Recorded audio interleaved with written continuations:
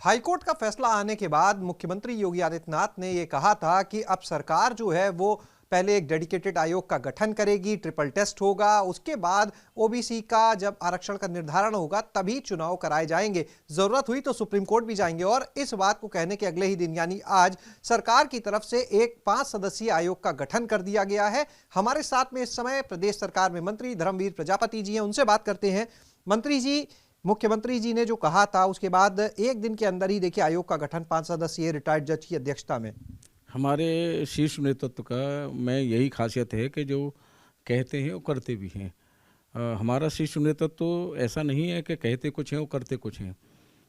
कल ही हमारे माननीय मुख्यमंत्री जी ने कहा था कि हम इस पे अमल करेंगे, काम करेंगे और आयोग का गठन करेंगे, और आज उन्होंने गठन कर भी दिया। और सभी हमारे रिटायर हमारे उसमें अधिकारी लिए हैं। निश्चित रूप से मैं कह सकता हूं कि मुख्यमंत्री जी इस विषय को लेकर के गंभीर हैं। उस आयोग का जो स्वरूप तो हम देख रहे थे उसमें रिटायर्ड जज भी हैं, उसमें रिटायर्ड ब्यूरोक्रेट्स को भी रखा गया, यानी पूरी तरह से एक ऐसा आयोग कि कहीं पर अब कोई कोर कसर ना रह जाए। मैं मानता हूं कि बहुत मैंने जो नाम देखे हैं बहुत ही सक्षम और बहुत ही बुद्धिमत्ता से काम लिया गया है, और उसमें पूरी सूझबूझ के साथ ये निर्णय लिया गया है कि कहीं भी कोई आगे कोई कमी न रह जाए, और विधि विशेषज्ञों की राय लेनी हो राय लें और अपना अच्छे से इसको बेहतर तरीके से करें।